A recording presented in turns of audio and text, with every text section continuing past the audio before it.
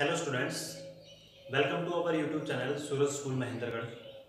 आज हम डिस्कस करेंगे अपने 7th क्लास के एक्सरसाइज 2.3 के बारे में। उसके क्वेश्चन करेंगे आज हम।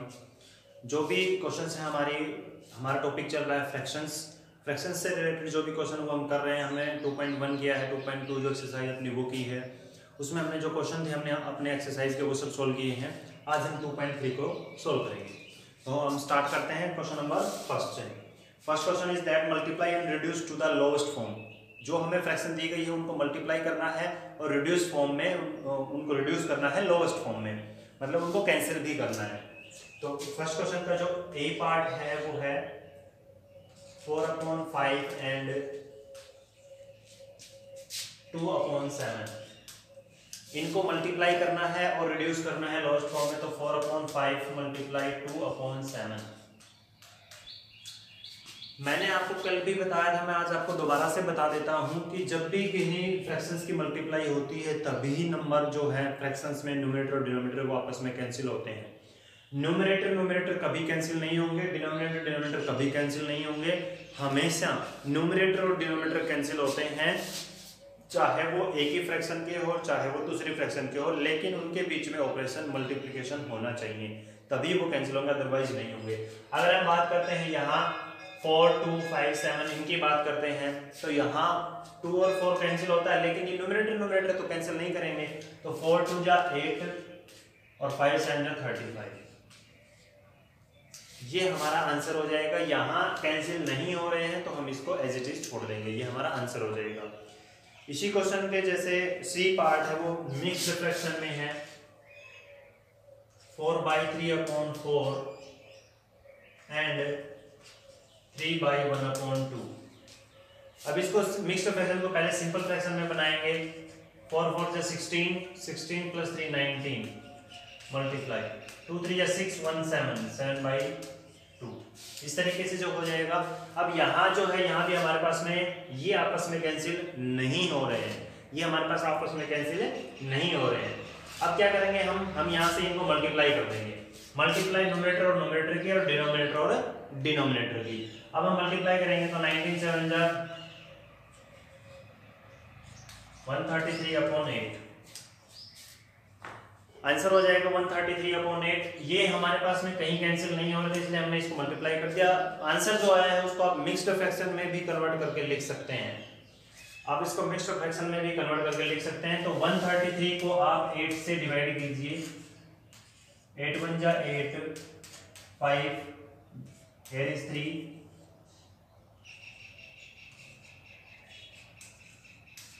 5।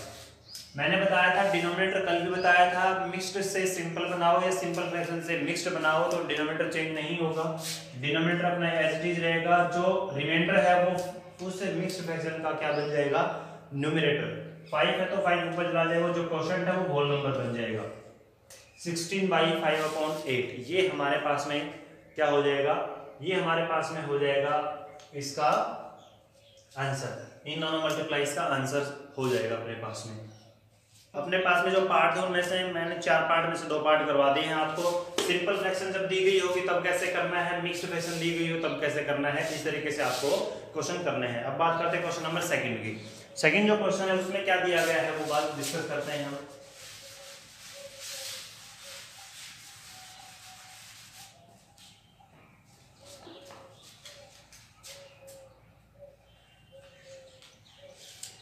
Insert appropriate inequality sign that is in the given boxes. First question is that 3/4 of 6/7 1/2 of 15/16। ये हमारे पास क्वेश्चन दिया गया है। यहाँ हमें क्या करना है, हमें इन दोनों साइड को कंपेयर करना है।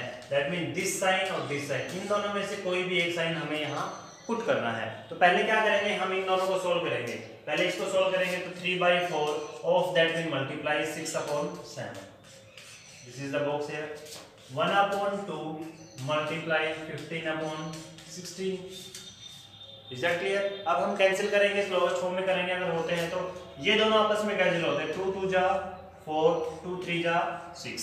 अब 3 2 3 7 7 3 3 2 आपस में कैंसिल नहीं होते हैं। इस साइड आते हैं तो 15/16 2 15 कोई कैंसिल नहीं होता आपस में, इसलिए हम इनको छोड़ देंगे। मैंने आपको पहले भी बताया था, मैं फिर बता रहा हूँ कि न्यूमरेटर कभी कैंसिल नहीं होगा, डिनोमिनेटर कभी कैंसिल नहीं होगा। कैंसिल होगा सिर्फ और सिर्फ न्यूमरेटर और डिनोमिनेटर या डिनोमिनेटर और न्यूमरेटर। अब हमारे पास में जो बचा उसकी मल्टीप्लाई कर लो। 3 3 जा 9 अपॉन 2 7 जा 14, 15 1 जा 15, 16 2 जा 32। अब हमारे पास में आंसर आ गया, फ्रैक्शन आ गई है 9/14 और 15/32। अब इन्हें क्या करना है, हमें कंपेयर करना है। कंपेयर करना मैंने आपको लास्ट जो अपनी एक्सरसाइज थी उसमें करवाया था, 2.1 में बताया था कि किस तरीके से करना है। पहले हमें डिनोमिनेटर्स को इक्वल करना होगा। डिनोमिनेटर्स को क्या करना होगा, इक्वल करना होगा। डिनोमिनेटर्स को इक्वल करने के लिए क्या करेंगे, पहले इन दोनों का एलसीएम फाइंड आउट कर लो। 14 और 32 का 2 7 जा 2 से 16। अब दोनों कैंसिल नहीं होते हैं तो इनको मल्टीप्लाई कर दो। 14 × 16,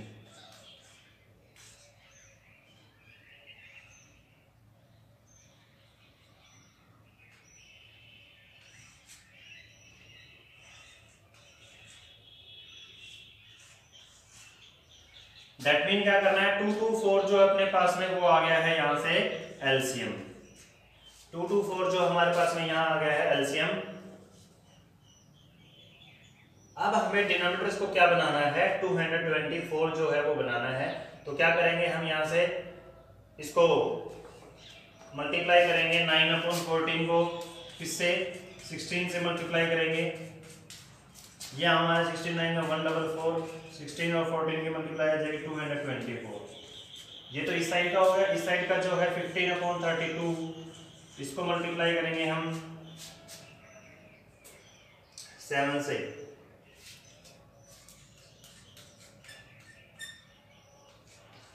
105, 32 7 224। हमारे पास में अब आ गया 144/224, 105/224। डिनोमिनेटर्स जो हैं वो अपने इक्वल आ गए हैं। अब हमें न्यूमरेटर चेक करना है कौन सा बड़ा है। न्यूमरेटर 144 बड़ा है, दैट मीन 9/14 जो है वो ग्रेटर है। तो क्या करेंगे, हमारे पास में ये सिंबल यहाँ लग जाएगा, ये सिंबल हमारा यहाँ लग जाएगा। इस तरीके से हमें क्वेश्चंस को करना है, इस तरीके से हमें सोल्व करना है क्वेश्चन को। सेकंड जो क्वेश्चन है उसका जो बी पार्ट है वो भी सेम एज इट इज ही है। पहले हमें इसको इन दोनों को सोल्व करना है, उसके बाद में हमें कंपेयर करना है कि कौन सी साइड है, कौन सी फ्रैक्शन जो है वो हमारी बड़ी है और कौन सी फ्रैक्शन जो हमारी छोटी है। स्टूडेंट्स, हम थर्ड क्वेश्चन की बात करते हैं। क्वेश्चन नंबर थर्ड है multiply and right the following in the simplest form. Multiply करना है और उनको सिंपलेस्ट फॉर्म में सोल्व करना है। सबसे पहले अपने पास में क्वेश्चन है 8/11 मल्टीप्लाई 33/64। ये हमारे पास में है। तो क्या करना होगा, अब हमें इनको कैंसिल करना है। लोवेस्ट फॉर्म में लाने के लिए कैंसिल करना पड़ेगा। कैंसिल करने के लिए क्या करेंगे, सेम नंबर से डिवाइड होने चाहिए न्यूमरेटर और डिनोमिनेटर। न्यूमरेटर डिनोमिनेटर कभी कैंसिल नहीं होंगे। तो हम कैंसिल करेंगे, 2 से करेंगे 2 4 जा 8, 2 से करेंगे 2 3 जा 6, 2 2 जा 4, फिर 2 से करेंगे 2 2 जा 4, 2 से करेंगे 2 1 जा 2, 2 6 जा 12, फिर 2 से करेंगे 2 1 जा 2, 2 से करेंगे 8, 2 8 जा 16। यहाँ 1 आ गया, यहाँ 11 और 33, 11 1 जा 11, 11 3 जा 33। अब कुछ कैंसिल नहीं हो रहा है, यहाँ 1 है यहाँ 3 है, मल्टीप्लाई 1 3 जा 3, यहाँ 1 यहाँ 8, मल्टीप्लाई 1 8 जा 8। हमारे पास में ये आंसर आ गया इस क्वेश्चन का, 3/8। इस तरीके से हमें क्वेश्चंस को सोल्व करना है, इस तरीके से करना है। 8/11 मल्टीप्लाई 33/64, इस तरीके से हमें सोल्व करना है। इसका जो सी पार्ट है उसमें मिक्स्ड फ्रैक्शन है, वो भी मैं आपको करवा देता हूँ। उसमें दिया गया है 7/1/4 मल्टीप्लाई 2/3/10। पहले हम इस मिक्स्ड फ्रैक्शन को सिंपल फ्रैक्शन बनाएंगे, उसके बाद सोल्व करेंगे। 4 7 28 प्लस 1 29, सॉरी मल्टीप्लाई 10 2 20 प्लस 3 23, 29/4 23/10, 29 4 23 10 ये आपस में कैंसिल नहीं होते क्योंकि 29 23 तो खुद ही एक प्राइम नंबर है, किसी से कैंसिल होते नहीं है। तो क्या करेंगे, इन दोनों के डायरेक्ट मल्टीप्लाई कर देंगे। 23 और 29 की मल्टीप्लाई कीजिए आप यहाँ पे,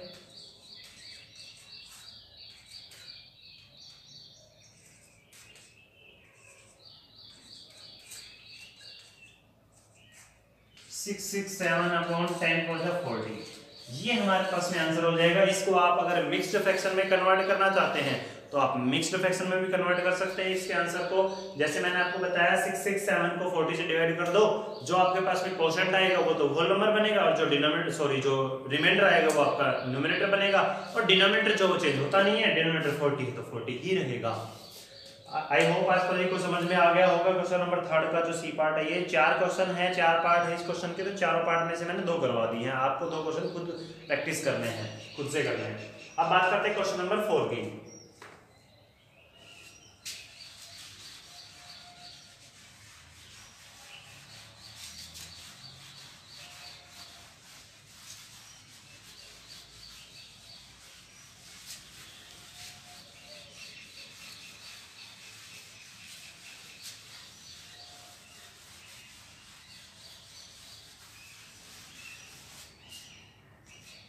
बात करते हैं क्वेश्चन नंबर 4 की। क्वेश्चन नंबर 4 है, find the cost of 6/3/4 litres of milk if the cost of milk is ₹21/4/5 पर लीटर। कॉस्ट बतानी है 6/3/4 लीटर मिल्क की, और 1 लीटर जो मिल्क है उसकी कॉस्ट है ₹21/4/5। दैट मीन 1 लीटर जो मिल्क है उसकी कॉस्ट दे रखी है, हमें 6/3/4 लीटर जो मिल्क है उसकी कॉस्ट फाइंड आउट करनी है। तो क्या करेंगे, cost of 1 litre milk that is ₹21/4/5। 1 litre जो मिल्क है उसकी कॉस्ट दे रखी है, हमें बतानी है cost of 6/3/4 litre of milk. That mean 1 litre जो मिल्क है उसकी कॉस्ट 21/4/5 है। 6/3/4 लीटर जो मिल्क है उसकी कॉस्ट कितनी होगी, इसकी कॉस्ट होगी ज्यादा, और ज्यादा के लिए क्या किया जाएगा, मल्टीप्लाई करना पड़ेगा। तो हमें मल्टीप्लाई करना है इस कॉस्ट को 6/3/4 से। तो 21/4/5 मल्टीप्लाई 6/3/4 मल्टीप्लाई करेंगे। पहले मिक्स्ड फ्रैक्शन है, पहले सिंपल फ्रैक्शन बनाएंगे। सिंपल फ्रैक्शन बनाएंगे तो 5 21 5 105 प्लस 4 109 मल्टीप्लाई 6 4 24 प्लस 3 27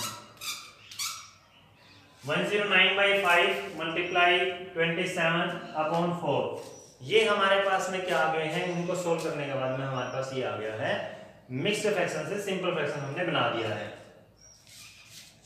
अब इनको कैंसिल करेंगे, कैंसिल होते हैं तो 109/5 27/4 ये आपस में कोई कैंसिल नहीं होता है, आपस में कैंसिल नहीं हो रहे तो क्या करेंगे, 109 और 24 को मल्टीप्लाई कर देंगे, 5 और 4 को 5 और 4 को मल्टीप्लाई कर देंगे, 109 और 27 को मल्टीप्लाई कीजिए,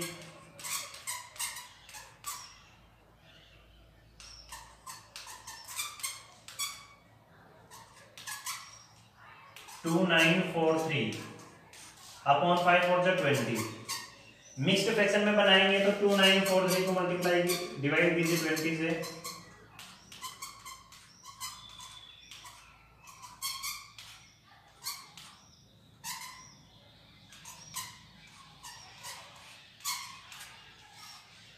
147/3/20।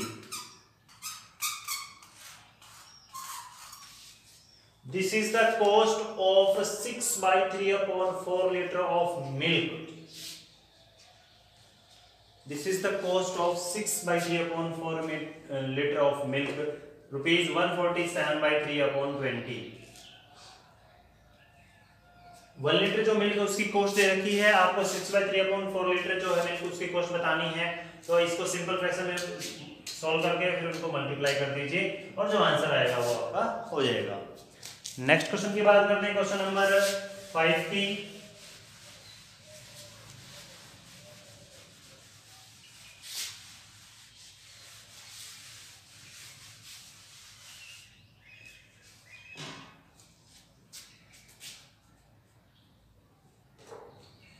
क्वेश्चन नंबर जो हमारे पास 5 है, फिफ्थ क्वेश्चन है, वो है find the area of a rectangular plot with length is this, breadth is this. Length of rectangular plot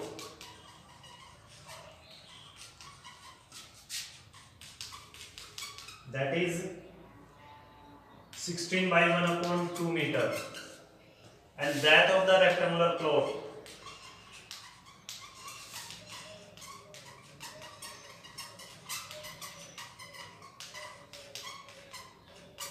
that is 10 by 1/3 meter। हमें फाइंड आउट करना है area. Area of the plot is, that is rectangular plot है तो area का formula क्या होगा, length multiply breadth L into B, 16 by 1/2 multiply 10 by 1/3। Simple fraction में बना लो, 32 + 1 33 मल्टीप्लाई 10 है 30 और 31, 33/2 31/3। यहाँ आप सोल्व कर लीजिए, अपने पास में आंसर आ जाएगा मीटर स्क्वायर में। यहाँ मल्टीप्लाई कर लीजिए, कैंसिल हो नहीं रहे हैं यहाँ से तो आप मल्टीप्लाई कर लीजिए, सॉरी कैंसिल हो रहे हैं, 3 से कैंसिल करेंगे, 3 से ये 11 हो जाएगा। अब 11 और 31 की मल्टीप्लाई कर लीजिए और 2 यहाँ डिनोमिनेटर में हो जाएगा, वो आपके पास में मीटर स्क्वायर में आपका आंसर आ जाएगा। क्या, एरिया ऑफ द प्लॉट। हमें यहाँ रेक्टेंगुलर जो प्लॉट है उसकी लेंथ ब्रेथ गिवन है, एरिया फाइंड आउट करना है। एरिया का फॉर्मूला होता है लेंथ इनटू ब्रेथ, तो लेंथ रख लिया, ब्रेथ रख लिया, इनको सोल्व किया, कैंसिल किया तो अपने पास में आंसर आ जाएगा। अब हम बात करते हैं क्वेश्चन नंबर 6 की।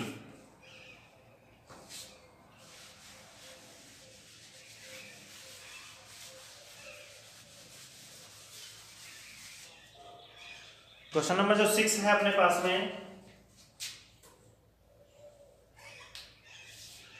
in a class of 36 students, number of boys is 2/3 of the total strength. How many girls are there in the class? एक क्लास में 36 स्टूडेंट हैं और टोटल स्ट्रेंथ में से 2/3 जो है वो बॉयज है। हमें बताना है कि गर्ल्स कितनी है। Total students in the class,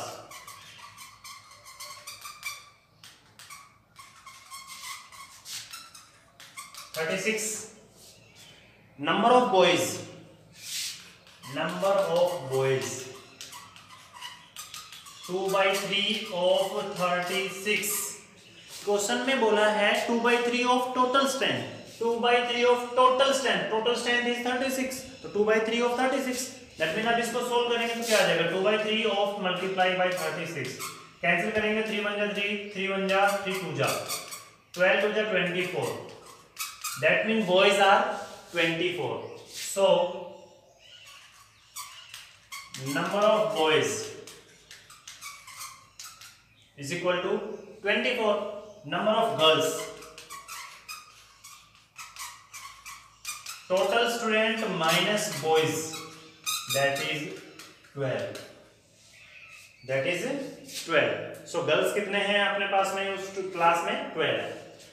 दोबारा से समझिए क्या है क्वेश्चन में, हमारे पास में टोटल स्टूडेंट दिए गए हैं, नंबर ऑफ बॉयज दिया गया है 2/3 ऑफ टोटल स्ट्रेंथ, हमें गर्ल्स का नंबर बताना है कि गर्ल्स कितने उस क्लास में, तो 2/3 of total, total is 36, 2/3 of को मल्टीप्लाई में कन्वर्ट कर दिया 36, 3 से कैंसिल कर दिया 12 12 टू 24, बॉयज हो गए 24, गर्ल्स कितने बच गए, टोटल में से बॉयज सब्ट्रैक्ट कर दो, गर्ल्स बच जाएंगे, तो 36 में से 24 सब्ट्रैक्ट कर दिया, हमारे पास में क्या बचा है 12, that is the number of girls. Next question बात करते हैं क्वेश्चन नंबर 7 की।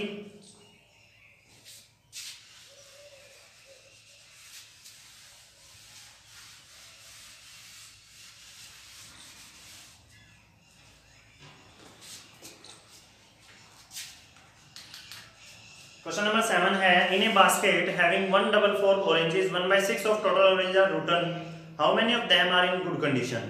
एक बास्केट में 144 oranges है और 1/6 जो है टोटल में से, टोटल का 1/6 जो है वो रूटन है, दैट मीन वो खराब हो चुके हैं, सड़े हुए हैं, गले हुए हैं। How many of them are good condition, अच्छी कंडीशन में, अच्छे संतरे जो है उस बास्केट में ऑरेंजेस जो है वो कितने हैं, total oranges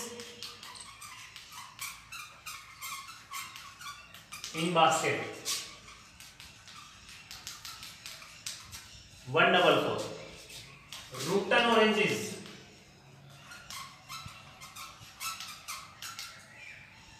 1/6 of total oranges. 1/6 of total that is 144. अब सॉल्व करेंगे 1/6 मल्टीप्लाई 144 कैंसिल करेंगे 2 से 2 3 जा 6 2 7 जा 2 2 जा फिर 3 से कैंसिल करेंगे 3 2 जा 6 और 3 4 जा 12 दैट इज 24। तो रूटन जो ऑरेंजेस हैं जो गले हुए हैं सड़े गले ऑरेंजेस हैं वो कितने हैं 24 हैं। तो number of routine oranges that is 24. Oranges in good condition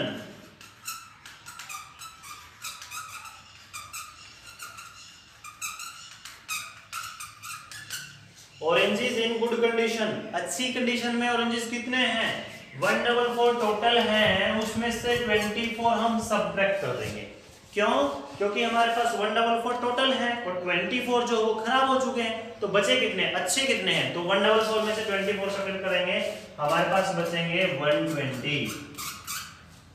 120 जो ऑरेंजेस हैं वो बिल्कुल अच्छी कंडीशन में गुड कंडीशन में है जिनको हम यूज कर सकते हैं खाने में।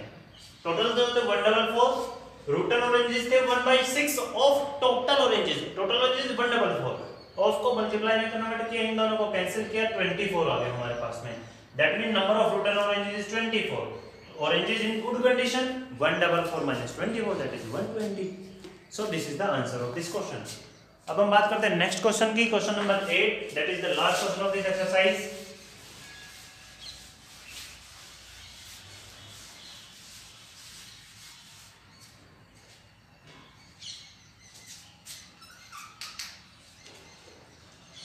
To stitch a dress 4/1/2 meter of cloth is required. If the cost of cloth is rupees 77/5.6 per meter, find the cost of the cloth required for the dress. एक ड्रेस सिलने के लिए 4/1/2 मीटर क्लॉथ जो है उसकी requirement है वो चाहिए हमें। अगर कपड़ा जो है वो जो अपना कपड़ा जो है ड्रेस सिलवाने के लिए उसकी कॉस्ट दे रखी है कि रुपीज 77/5.6 मीटर पर मीटर। 1 मीटर जो कपड़ा है अपने पास में उसकी कॉस्ट है 77/5.6।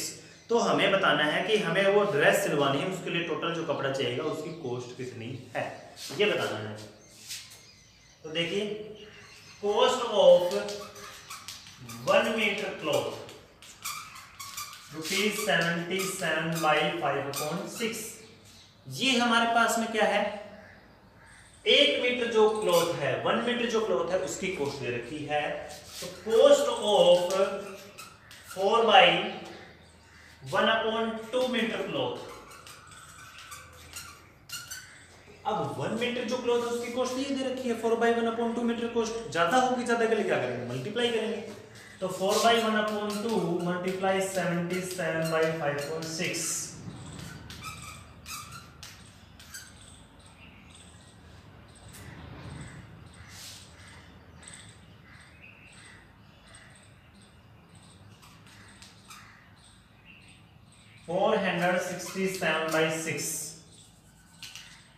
467/6 ये हमारे पास में आ जाएगा इसका सॉल्यूशन। मिक्स्ड फ्रैक्शन को सिंपल में बना दिया। अब आप मल्टीप्लाई करेंगे तो यहाँ आपकी कॉस्ट आ जाएगी। इसको सोल्व करेंगे तो ये आपको खुद सोल्व करना है। कैंसिल होते हैं वो कैंसिल करना है। कौन सा कैंसिल होता है ये होते हैं दोनों 3 से 3 3 जा और 3 2 जा। ये कैंसिल नहीं होता है 2 से। जो बाकी बचेगा उसकी मल्टीप्लाई कर दो सोल्व कर दो आंसर आए उसको मिक्स्ड फ्रैक्शन में कन्वर्ट कर दो। उसके बाद में क्या करना है आपको फिर यहां लिखेंगे cost of cloth required for dress वो आ जाएगा यहां। जो अमाउंट यहां आएगी वही अमाउंट आपको यहां नोट करनी है यहां लिखनी है। That is the answer of this question. So आज हमने जो अपने एक्सरसाइज 2.3 है उसको कंप्लीट किया है उसके बारे में डिस्कस किया है। सारे क्वेश्चन हमने सोल्व कर लिए हैं। तो आई होप आप सभी स्टूडेंट्स को समझ में आ गया होगा। आपको जो बाकी कोई भी क्वेश्चन बचे हैं उनको सोल्व करना है। So thank you students.